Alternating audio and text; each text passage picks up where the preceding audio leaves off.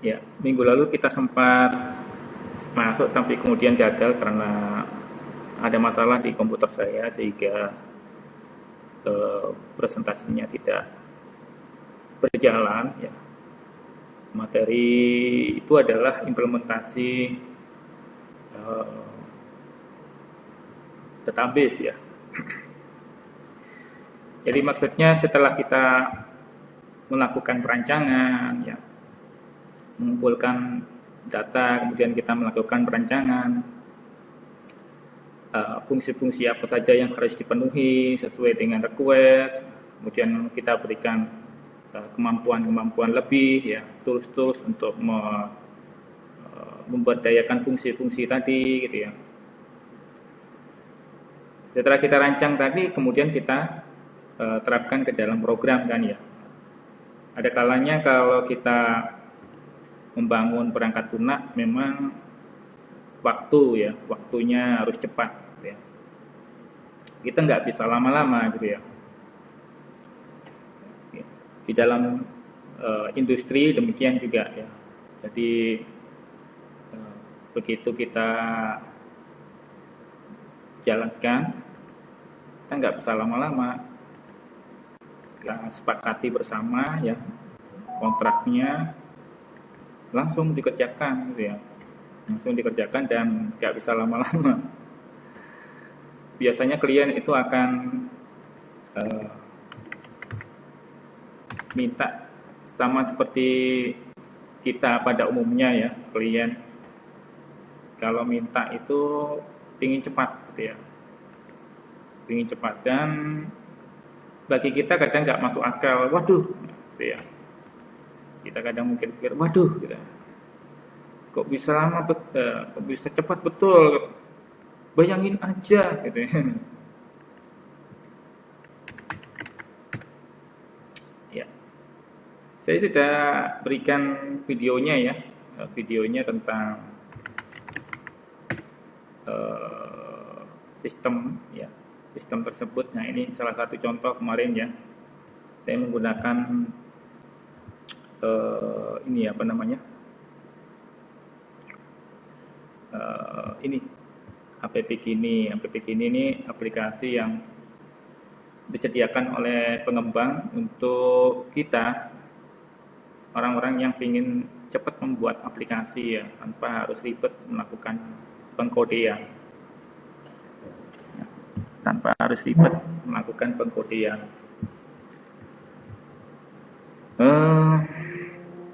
Sayangnya ini versi gratis ya, versi gratis sehingga saya tidak bisa berbuat banyak di sini ya. Tapi kalau versi apa namanya, versi berbayarnya mungkin kita bisa mengeksplor gitu ya. Dah, sebelum ke sana saya sampaikan dulu bahwa dalam langkah-langkah kita membangun perangkat lunak tadi ya, ini seperti ini ya, kita sampaikan ya, kisi-kisi UAS nanti kurang lebih seperti ini ya. Jadi dalam pembuatan perangkat lunak biasanya ya kita langsung to the point gitu ya. Kamu minta apa gitu requestnya ya, requestnya seperti apa, fungsinya apa saja yang perlu kita tandai ya, fungsinya, lingkupnya apa saja ya. Baiknya di sini ada objeknya ya, objek subjek ya, subjek penelitian kalau di skripsi ya. Jadi kalau di proyek Anda lihat di mana dulu gitu ya, karena tidak semua itu sama prosesnya. Ada hal-hal yang khusus mereka inginkan gitu ya, dan kita harus bisa menyediakan hal-hal khusus tadi ya, tidak semuanya dipukul rata gitu ya. Misalnya reservasi hotel, nah, susahnya hotel ini kan beda-beda tiap hotel ya. Ada di mana, di Balikpapan kah gitu ya, atau di Jakarta kah, atau di Bali, nah misalnya gitu ya. Nah, masing-masing tempat ini biasanya akan ada perbedaan fasilitas ya. perbedaan layanan, perbedaan proses bisnisnya gitu ya. Biasanya spesifik tiap-tiap organisasi punya ciri khas ya, ciri khas. Nah, biasanya ciri khasnya juga akan disebutkan di lingkup ya, atau hal-hal lain yang perlu ditambahkan di situ. Tapi kalau dalam soal ya, dalam soal pelatihan ini ya pada umumnya hotel itu mesti menyediakan persediaan kamar ya, menyediakan penginapan, persediaan kamar untuk menginap, fasilitas yang ada di kamar apa saja, reservasinya itu biasanya jam berapa sampai jam berapa, itu juga termasuk bagian dari layanan ya. Ya, check-in, check-out, haruskah orang itu kalau sudah pesan gitu ya, haruskah dia harus menunggu jamnya, misalnya jam check-in itu jam 2 gitu ya misalnya. Rata-rata memang jam 2 ya, tapi beberapa hotel, beberapa penginapan atau hotel itu dia fixed gitu ya, nggak mau berubah. Walaupun kita datang jam 10, jam 11, jam 12 gitu ya. Maka mau nggak mau kita harus menunggu biasanya ya, sampai jam 12. Tapi ada juga yang memberikan kesempatan kita untuk langsung bisa check-in walaupun datang jam 10 asalkan kamarnya tersedia ya. Kamarnya tersedia ya, biasanya kita akan diberikan waktu yang lebih fleksibel, jadi nggak menunggu di luar gitu ya. Sering terjadi itu ya, dan itu bagi pelanggan nggak enak karena harus nunggu kan. Begitu sampai dari bandara dia meluncur ke tempat penginapan, disuruh nunggu gitu ya. Begitu sampai dari perjalanan jauh, gitu, ingin langsung istirahat, disuruh nunggu, enak banget gitu ya. Kemudian waktu check out juga kadang demikian. Nah, semua itu adalah fasilitas ya, masing-masing penginapan punya standar pelayanannya sendiri. Nah, ini yang perlu kita cermati sebagai pengembang perangkat lunak ya. Jadi juga dengan selain hotel, ya, selain reservasi hotel, sistem informasi apapun kita harus bisa menggali ya informasi dari pelanggan. Ya. Jangan sampai kita semau gue ya mengatakan semau gue. Nah ini risiko dari pengembang ya. Pengembang juga demikian kalau kita pengembang perumahan gitu ya, pengembang perumahan gitu ya. Maka desain rumah itu juga harus kita sesuaikan dengan apa yang dibutuhkan oleh pengembang ya. Kita harus melayani itu, membangun berdasarkan bangunan sesuai dengan desain gitu ya. Nah kalau nggak sesuai dengan desain kita bangun sendiri gitu ya, bisa dimarahin, bisa nggak dipakai lagi kita ya, gitu ya. Nah oleh karena itulah kita penting dalam pengembangan perangkat lunak itu menyesuaikan apa yang memang diinginkan oleh pelanggan, ya. Memang diinginkan oleh calon pengguna, ya. Adapun fasilitas-fasilitas lain yang tidak ada, misalnya yang diinginkan apa saja ini, misalnya ada ini 6 ini ya, fungsi-fungsinya yang kita ketahui ada 6 gitu ya. Tapi kita misalnya akan menambahkan beberapa hal lain ya, maka tulis saja di sini di bagian ini. Biasanya requestnya bukan harus lagi, tapi opsional sifatnya, ya, tambahan gitu ya. Opsional, kemudian boleh ya. Ada kata-kata boleh.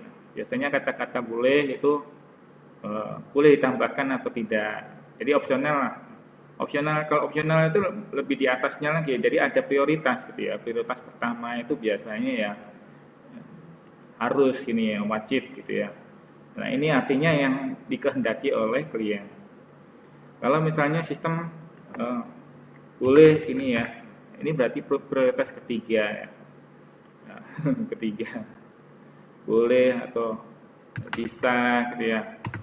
Sistem bisa menyediakan pengelola. Nah, ini prioritas kedua.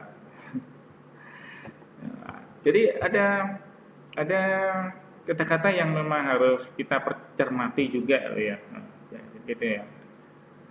Kalau harus itu berarti ya memang harus di sistem mengeluarkan laporan reservasi. Nah, berarti ini kan nggak harus ini sistem mengeluarkan laporan reservasi kamar per hotel cuma nggak harus, tapi permintaan ini juga harus dipenuhi gitu ya. Nah, permintaan ini juga harus diakomodir ya.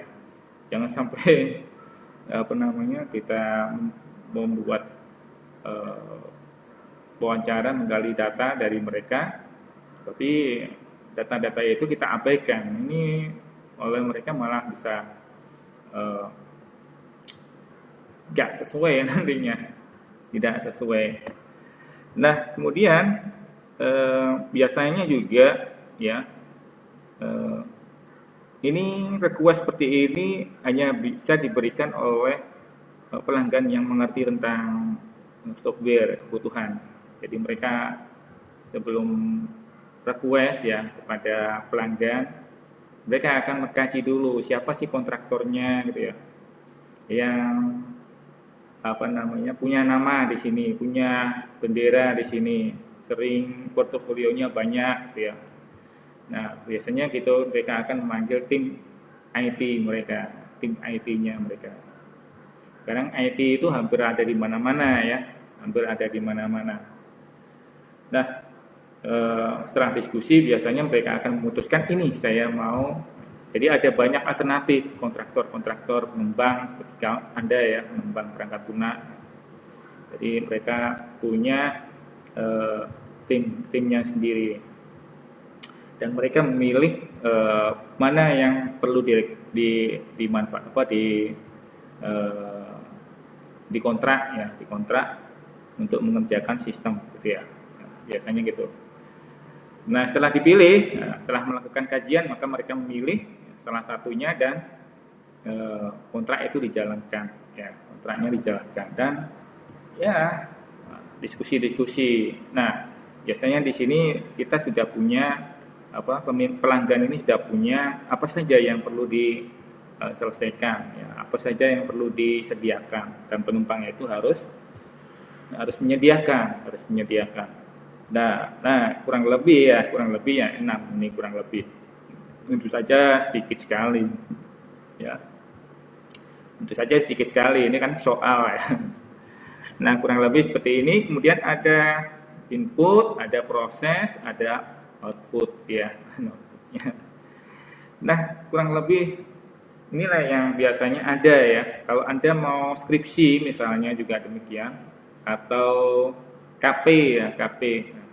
Nah, KP itu juga Anda harus perhatikan ya. Kalau mau bikin sistem, apa saja input, proses, output yang harus disediakan. Nah, ini penting banget ya, karena jangan sampai kita nggak tahu ya bikin sistem informasi reservasi hotel, tapi kita nggak tahu apa saja fungsi-fungsi yang ada di dalam reservasi hotel itu. Nah, terkait dengan fungsi-fungsi tadi, maka Anda harus melakukan survei ya.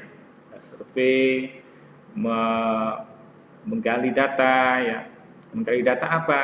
Proses-proses yang ada di dalam bisnis yang ada di dalam hotel tersebut. Misalnya proses mengelola kamar harga. Bagaimana sih proses yang ada di hotel Balikpapan itu misalnya?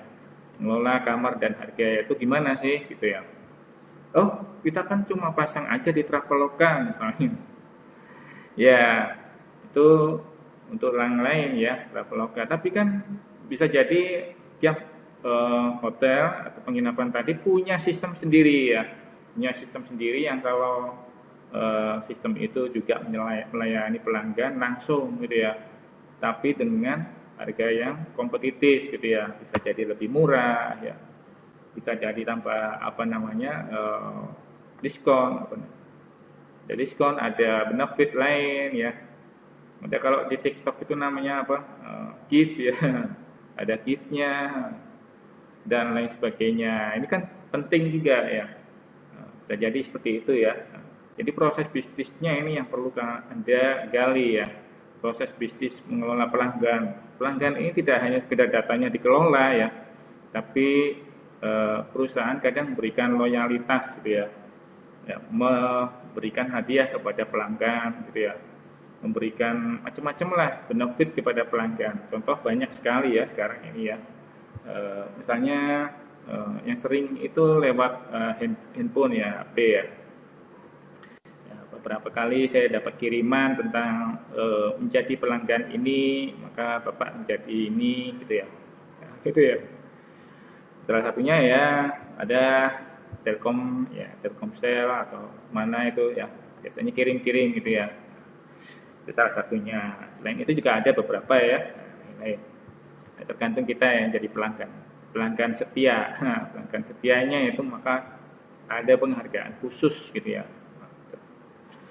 Sistem bisa menyediakan promosi dan sebagainya, ini fasilitas-fasilitas yang harus disediakan. Kemudian langkah-langkah untuk menyediakan ini semua, beberapa cara ya yang sudah kita bahas dalam RPL ini, antara lain ada ini ya, sampai 8 ini kamus data.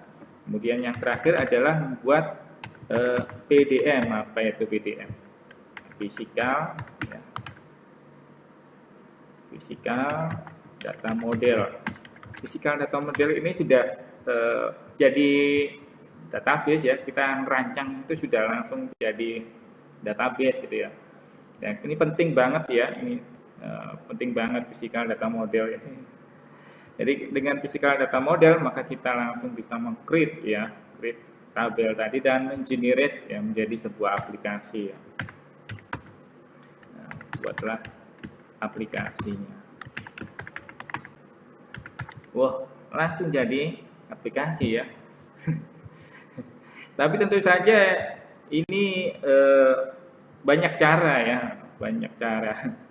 Jadi kalau kita langsung membuat PDM, itu ada kalanya kita langsung membuat kelas diagram gitu ya. Bisa jadi ya, kelas diagram. Kelas diagram buat apa ya Pak? Kita kan belum pernah dibahas ini kelas diagram, betul sekali. Ya, kelas diagram kita belum pernah bahas ya, belum nyangkut ya di sini ya. Tapi ini hanya ide saja bahwasanya kadangkala kita membuat kelas diagram itu basisnya adalah ERD. Basisnya adalah ERD. Dengan membuat RD dan kita sudah ketemu konteks diagram data flow level 1, level 2 dan seterusnya ini ya. Nah, maka kita sudah bisa sebenarnya membuat kelas diagram. Nah, tapi ini nggak cocok gitu ya. Nggak cocok karena kelas diagram itu ada prosesnya. Nah, prosesnya belum kita buat di sini ya. Nah, ini cuma menggambarkan tentang aliran data. Tapi kalau kita gabung-gabungkan dengan ini, proses itu bisa kita ketemukan. Jadi muncullah kelas diagram. Tapi ini nanti ya, nanti ya ada ide baru ini ya. Jadi bagaimana supaya kita bisa merancang ini dengan cepat gitu ya, dengan cepat. Saya sendiri ada pengalaman lama banget membuat perangkat lunak karena waktu biasanya. Waktunya yang banyak gangguan, banyak distraksi sehingga orang berpikir yang macam-macam. Hal-hal seperti itu kemudian ditunda. Ada procrastinator gitu. Orang yang suka menunda-nunda gitu. Ya, terjadilah seperti itu ya. Nah, kembali ke sini ya, PDM. Setelah PDM ngapain kita PDM? Nah, setelah PDM kita membuat antar muka ya. Nah, ini lazimnya ya. Antar muka itu dari mana? Dari PDM tadi ya. Kita sudah ketemu tabel-tabelnya nih ya. Ada beberapa tabel di situ. Nah, setiap tabel kemungkinan akan kita buatkan antar mukanya. Ya. Setiap tabel yang muncul di situ ya bisa jadi kita buatkan antar mukanya. Ya. Wah, banyak banget berarti Pak ya. Bisa jadi banyak ya. Dan antar muka itu memang tidak semuanya disediakan untuk user ya. Untuk pelanggan. Pelanggan siapa ini? Dalam hal ini pelanggan yang menggunakan sistem ya. Biasanya antarmuka ini ya antarmuka semuanya ya. Semuanya ini antarmuka untuk pelanggan, antarmuka untuk admin ya. Gitu ya. Ini antarmuka. Kemudian yang berikutnya adalah apa? Coding ya. Nah, coding. Buat codingnya, pengkodean. Apa pengkodean? Pengkodean atau implementasi ya. Implementasi program. Ya. Nah, ada 10 ya. Wah, OAS-nya jadi banyak dong Pak. Bisa jadi banyak. Tapi tentu saja saya tidak akan memberikan soal yang terlalu banyak ini ya, kan disesuaikan dengan apa? Dengan waktu yang ada. Jadi ini ya tentu saja nggak ada ya. Jadi kalau sampean pikir, wih sampai saat jadi aplikasi ini, ya itu contoh bahwa kalau kita sudah menyelesaikan ini ya, ini sudah orang banyak bilang 80% pekerjaan kita sudah selesai. 80% ya, karena tinggal diarahkan aja ya, kita di-generate aja langsung menjadi sebuah aplikasi ya. Dan aplikasinya pun jadi. Memang kalau urusan antarmuka ada gaya sendiri ya. Antarmuka itu seperti baju ya. Ada orang yang bajunya itu memang sesuai dengan keinginannya, tapi kalau dalam hal tertentu dia akan ikut aja. Hal-hal tertentu dia akan ikut aja, bagaimanapun model bajunya dia akan ikut aja. Contohnya seperti ya seragam, seragam kerja misalnya. Saya hari ini misalnya pakai batik, besok pakai baju lagi yang disesuaikan dengan apa namanya, kebijakan kampus ya. Kampus punya kebijakan, maka saya ikut aja gitu ya. Ada kalanya demikian. Nah, begitu juga dengan ini ya. Ada kalanya termukanya itu kita sesuaikan dengan desain kita ya, karena mungkin karena kita sudah melakukan kajian ya. Ada namanya UI UX gitu ya. UI UX. UI user interface atau user experience ya. Di experience ini pengalaman pengguna menggunakan aplikasi, biasanya berdasarkan tampilan-tampilan yang pada umumnya dia lakukan, pada umumnya ada di aplikasi tersebut gitu ya.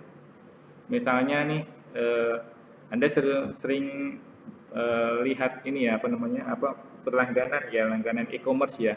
Salah satunya mungkin ada yang berlangganan Tokopedia ya, langganan Bukalapak ya, berlangganan yang lain-lain itu biasanya gitu ya. Nah, cermati aja proses-prosesnya ya. Nah, proses-prosesnya itu ada tiap proses mungkin antarmukanya berbeda-beda ya. Nah, tapi kita punya pengalaman ya. Pasti di proses ini ada tombol ini misalnya.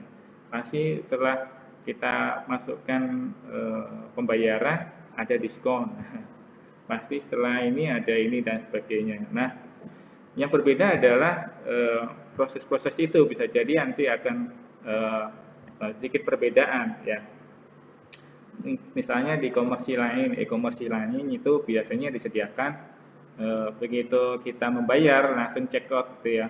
Dari check out itu langsung kita bayar, ya sudah gitu. Kita mendapatkan notifikasi pembayaran sudah diterima, tinggal tunggu prosesnya. Tapi di e-commerce lain bisa jadi tidak hanya sekedar itu, bisa jadi ada langkah-langkah lain. Ya, langkah-langkah lain itu misalnya setelah kita membayar, ya, bisa jadi nanti akan ada informasi baru pembayaran, penjual lagi melakukan pengecekan. Gitu. Silakan tunggu sebentar, gitu ya. Nah, itu. Ada kalanya yang pertama itu langsung diterima, ya, pembayaran Anda sudah terima, nah, gitu ya. Tunggu pengiriman. Tapi ada kalanya di e-commerce lain tuh pembayaran sudah kami terima, tunggu apa gitu, masih dalam melakukan pengecekan, beberapa menit pengecekan. Nanti cek dulu sama penjualnya betul nggak pembayarannya gitu ya. Setelah dicek betul, maka dia akan notif lagi gitu ya. Pembayaran kami sudah terima, maka proses kita lanjutkan. dan seterusnya dan seterusnya. Jadi ada beberapa proses yang memang berbeda ya, berbeda, dan itu menyangkut kepuasan pelanggan ya, kepuasan pelanggan, pengalaman pelanggan. Nah, oleh karena itu UX ya, UX itu tidak hanya sekedar tampilan ya, tapi pengalaman-pengalaman tadi itu membawa kita menuju kepuasan ya. Jadi ada kalanya Anda kan lebih prefer menggunakan e-commerce tertentu ya, e-commerce tertentu. Tadi banyak kan e-commerce yang ada di Indonesia ini ya, banyak sekali ya, atau bahkan di luar negeri juga sudah ada, dan mungkin ada di aplikasi Anda ada sudah biasa membeli di luar negeri misalnya ya. Nah, itu bisa jadi karena ada pengalaman membeli yang mudah gitu ya, mudah, dan terus dipantau walaupun harganya sangat murah banget gitu ya, sudah sangat murah banget lagi. Nah, itu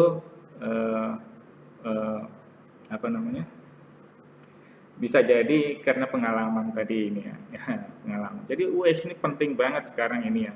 Nah, sayangnya di mata kuliah ini RPL kita nggak bahas ini ya, karena ilmunya luas banget ini ya, UI, UX ini ya. Kedepan mudah-mudahan ini bisa dipecah lagi gitu ya, ada ilmu sendiri ini ya tentang UI, UX ini ya. Jadi antarmuka yang mungkin kita bisa buat ya, antarmuka yang kita buat ya, berdasarkan PDM ini ya, mungkin standar aja gitu ya, standar aja. Jadi seperti aplikasi yang ini gitu ya, standar aja gitu ya. Apa ya ini ya, saya lupa juga ya passwordnya apa ya.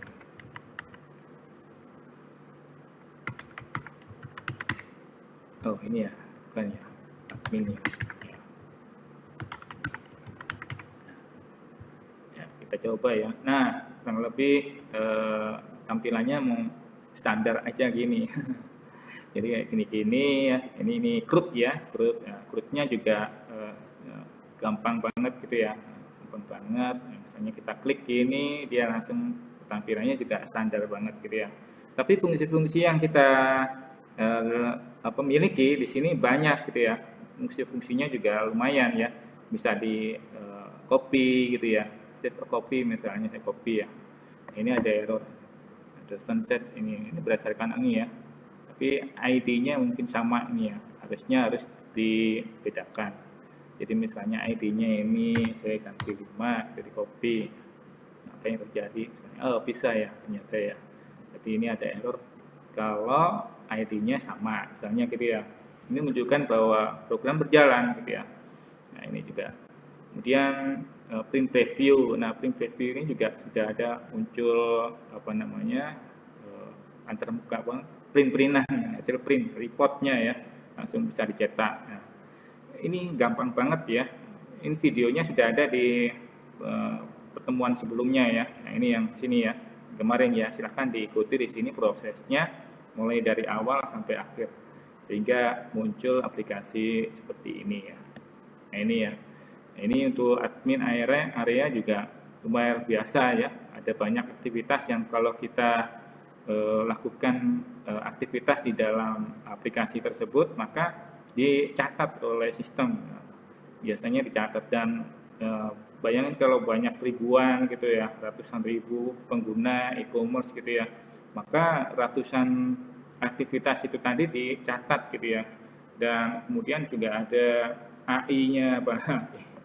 Jadi bukan hanya sekedar sistem informasi ya, nah, tidak hanya sekedar sistem informasi seperti ini ya, nah, ini membimbing prosesnya seperti apa dan sebagainya ini, tapi juga ada proses ini apa namanya, big datanya ya, big data, kemudian AI ya,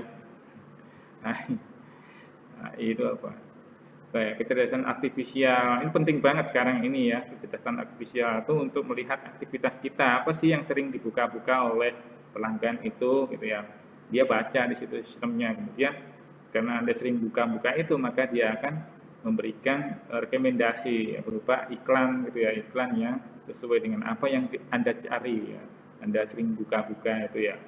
Nah itulah kehebatan dari AI ini ya. Tiba-tiba muncul di HP kita itu notifikasi ini, notifikasi itu ya. Nah, hingga masuk ke perbankan kita, aplikasi perbankan kita, kalau kita mau bayar sesuatu, ternyata muncul iklan-iklan juga di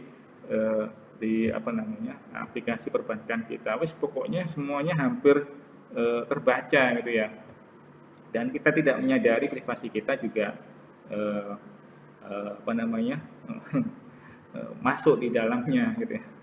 Masuk di dalamnya. Jadi tidak hanya sekedar aplikasi begini saja ya, teman-teman sekalian. Tapi kan kita di sini di RPL ini kita hanya sekedar belajar. Ya. Bukan sekedar lagi kita belajar mulai membangun perangkat lunak itu dengan cepat ya, efektif, efisien, cepat ya, efektif secara pembuatan perangkat lunak itu efektif ya, sesuai dengan apa yang diinginkan ini ya. Ini yang dibutuhkan, maka langkah-langkahnya kita sudah bisa membuat langkah-langkahnya ini ya, sesuai dengan langkah-langkah ini ya. Jadi kalau di sini ada langkah-langkah pelanggan, ya, saya minta pelanggannya. Ada kalanya langkah-langkah admin mengelola, berarti ini requestnya juga beda ya. Kalau ini kan pelanggan, yang bedakan dengannya admin ya. Jadi kalau admin ada sendiri ya, gitu ya. Nah di awal kita juga pernah ya. Di awal itu juga pernah kita jangan lupa ya, tulis ini ya. Jangan lupa di awal itu kita juga pernah mempelajari satu, yaitu SKPL. Apa itu SKPL? Atau SRS ya. SKPL itu spesifikasi kebutuhan perangkat lunak. Ya ini Anda sudah pelajari ya sebelumnya ya, coba dibuka-buka lagi ya. Anda pernah saya kasih tugas ya. Nah, Anda sudah pernah saya kasih tugas untuk membuat SKPL atau SRS ya. Nah ini penting juga ini. Ini isinya apa ini ya? Software requirement specification ya. Software requirement specification. Nah ini SRS ya. Ini sama ya, di atas, kalau di atas ini bahasa Indonesia, kalau yang bawah ini bahasa Inggris. Isinya apa isinya? Isinya inilah yang Anda buat ini. Anda buat ini. Yang kedua adalah kita pernah mempelajari tentang model proses ya. Model proses pengembangan perangkat lunak proses. Perangkat lunak. Prosesnya antara lain ada waterfall gitu ya, waterfall, kemudian ada lagi reuse base gitu ya, ada lagi incremental itu bagian dari waterfall ya, evolusioner.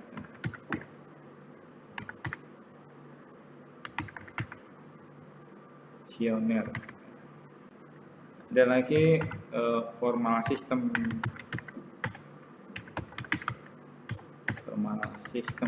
ya. Nah ini juga ada kaitannya dengan langkah-langkah yang kita buat di sini. Jadi semuanya itu ada langkah-langkahnya ya. Nah apa yang kita lakukan di sini, misalnya di waterfall itu ada beberapa langkah, misalnya langkah-langkah di dalam waterfall itu antara lain ngumpulin data, spesifikasi, requirement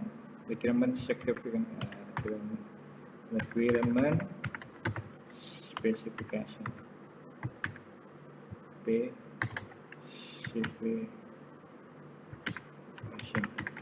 ini ya.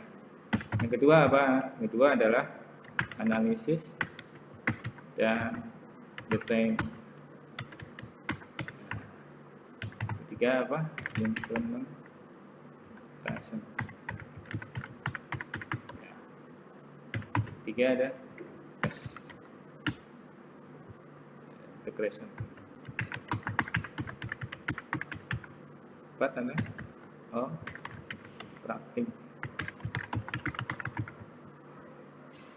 Ya, ini langkah-langkah dari waterfall ya. Selain itu ada use case, ada yang macam-macam ya, itu kita pelajari juga ya. Jangan dilupakan ya. Yang berikutnya saya rasa kita sudah masuk ke langkah-langkah menerapkan ini semua ya. Nah, apa yang kita lakukan ini itu spesifik, langkah-langkahnya ada di sini ya. Kita belum masuk ke implementasi kan ya. Jadi implementasi itu sudah selesai di bab nomor 10 ini ya. Di 10 itu kita implementasi. Jadi kalau kita 10 ini membuat apa implementasi ya. Implementasi ini ada di 10. Implementasi itu berarti apa? Coding ya. Terapkan apa yang ada sudah kita lakukan di analisis dan desain, maka kita lakukan pengkodean. Ya, ini ya. Jadi inilah apa yang kita sudah pelajari dalam 1 semester ini ya. Penting banget. Terus UAS-nya gimana dong? Seperti yang sudah saya sampaikan sebelumnya, UAS kurang lebih soalnya sama seperti demikian ya.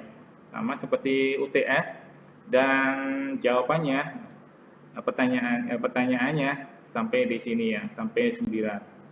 Ya. Implementasi kodenya gimana Pak? Enggak dulu deh, biar nggak pusing. Jadi ini bisa kita siapkan ya template-nya. Anda siapkan sendiri-sendiri ya. Soalnya bisa jadi berbeda-beda tiap orang. Anda sendiri yang harus siapkan template-nya, siapkan mulai jauh-jauh hari ya. Nah, karena ya semuanya ada resikonya ya. Kalau Anda nggak siap ya berarti resikonya Anda nggak siap gitu ya. Nah, ini penting banget ya. Kemudian waktunya juga terbatas ya ujiannya, namanya UAS ya, terbatas banget gitu ya. Anda nggak boleh lebih gitu ya. Nah, kalau lebih mau coba-coba lebih ya terima risiko sendiri, semuanya ada risikonya lah. Oleh karena itu Anda masa depan Anda ya ada di tangan Anda, nilai Anda ada di tangan Anda, gitu ya. Nah, gak ada lagi Pak tambahan waktu, nggak ada, namanya ujian maksudnya sampai gitu ya. Itu ya. Kemudian apalagi? Saya rasa cukup ya itu ya kuliah hari ini sampai di sini kuliah RPA ya. Mulai dari awal sampai akhir ya, awal semester sampai akhir sampai di sini ya. Mudah-mudahan bermanfaat ya. Barangkali ada yang ditanyakan perihal ini. Untuk minggu depan ada UTS ya. Minggu depan itu sebelum minggu tenang, insya Allah ada UTS ya. UTS-nya langsung sesuai dengan jam kuliah insya Allah gitu ya. Nanti ada pengumuman ya. Saya lagi menyiapkan sistemnya dulu ya. Sistemnya sambil nanti digunakan untuk UAS ya. Nah, mudah-mudahan dalam waktu dekat ini sudah selesai gitu ya. Nah, saya harus bagi waktu ya mengatur ini semua. Karena sistemnya kemarin ada sedikit perubahan ya. Ada sedikit perubahan ya. Nah, disasar oleh hacker gitu ya. Mungkin itu saja dari saya. Ada ditanyakan. Ya Allah. Putus ya.